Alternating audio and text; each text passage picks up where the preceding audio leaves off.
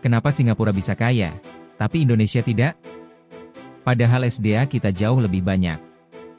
Coba bayangkan. Ada dua negara tetangga. Yang satu luasnya cuma seupil kalau dilihat di peta. Bahkan kalau kamu zoom Google Maps, bisa kelewat.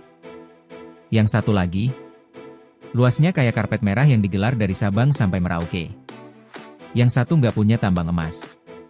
Yang satu punya emas, nikel, batu bara, sawit, gas, laut luas, hutan luas, bahkan gunung yang saking banyaknya bisa bikin daftar hadir sendiri.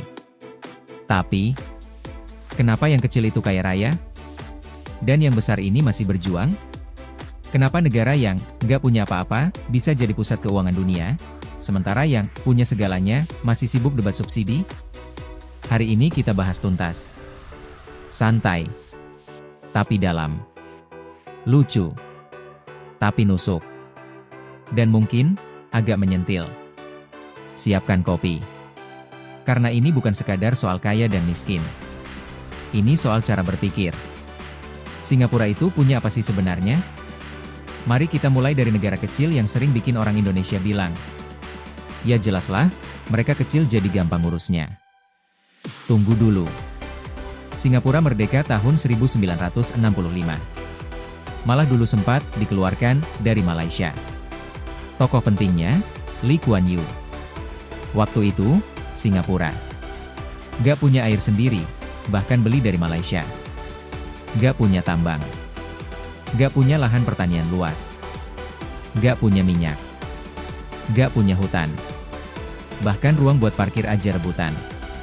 Kalau diibaratkan anak kos, Singapura itu anak kos yang kamarnya sempit, kompor numpang, dan air galon pinjam tetangga. Tapi anak kos ini lulus jadi CEO. Kenapa? Karena dari awal, mereka sadar satu hal penting. Mereka nggak punya sumber daya alam. Jadi mereka harus jadi sumber daya manusia. Dan itu bukan cuma slogan seminar motivasi. Itu dijalankan mati-matian. Indonesia, negara kaya yang santai. Sekarang kita lihat Indonesia. Negeri G17.000 pulau. Tambang di mana-mana. Sawit terbesar dunia.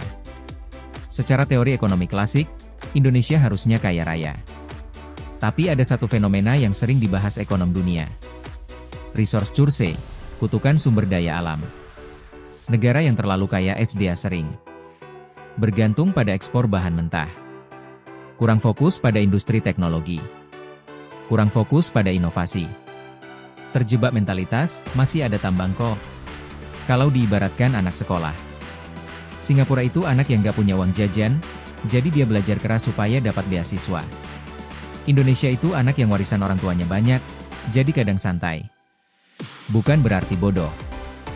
Bukan berarti malas. Tapi nyaman. Dan kenyamanan itu sering jadi musuh kemajuan. Bedanya cara main, pelabuhan versus tambang. Singapura paham posisi geografisnya. Dia ada di jalur perdagangan tersibuk dunia, Selat Malaka. Daripada mikir, kita punya apa ya? Mereka mikir, dunia butuh apa? Dan jawabannya, pelabuhan. Sekarang pelabuhan Singapura termasuk tersibuk di dunia. Mereka jadi tempat transit kapal, pusat logistik, hub perdagangan. Sementara Indonesia, kita kaya tambang. Tapi lama banget fokus di ekspor bahan mentah. Bayangin ini. Singapura jual jasa. Indonesia jual bahan. Singapura jual otak dan sistem. Indonesia jual barang mentah. Nilai tambahnya beda jauh. Korupsi dan disiplin. Mari jujur sedikit. Singapura terkenal sangat ketat soal hukum. Korupsi, hukumannya keras. Birokrasi, cepat. Izin usaha, relatif jelas dan transparan. Indonesia, kita sedang berproses. Dan terus membaik. Tapi selama puluhan tahun, masalah birokrasi berbelit dan korupsi memang jadi hambatan besar. Kalau negara itu perusahaan, investor pasti mikir. Gue masuk sini aman gak ya? Singapura jawab. Aman. Cepat. Jelas. Indonesia dulu sering jawab. Tergantung, siapa yang kamu kenal? Dan di ekonomi global, kepercayaan itu mahal banget. SDM, ini kuncinya. Dari kecil sudah. Disiplin. Fokus sains dan matematika. Bahasa Inggris kuat. Skill global.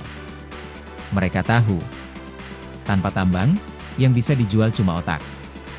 Indonesia punya potensi luar biasa. Tapi kualitas pendidikan belum merata. Akses belum sama. Fokus teknologi masih berkembang. Padahal sekarang dunia bukan soal siapa punya emas. Tapi siapa punya algoritma. Ukuran negara, kelebihan atau beban? Banyak yang bilang. Ya jelas Singapura kecil, gampang ngatur. Benar. Tapi kecil juga berarti. Gak ada ruang salah besar. Gak ada tambang cadangan. Gak ada buffer SDA. Indonesia besar. Itu berkah. Tapi juga tantangan. Birokrasi kompleks. Geografi sulit. Pembangunan gak merata. Ngurus Singapura itu kayak ngurus kos satu lantai.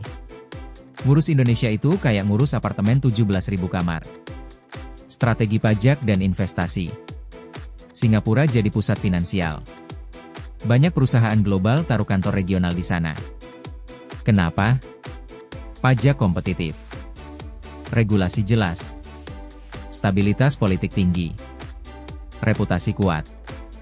Indonesia sekarang juga sedang berbenah. Tapi membangun reputasi global itu butuh waktu puluhan tahun. Dan Singapura sudah mulai lebih dulu. Mentalitas jangka panjang. Singapura berpikir 30-50 tahun ke depan.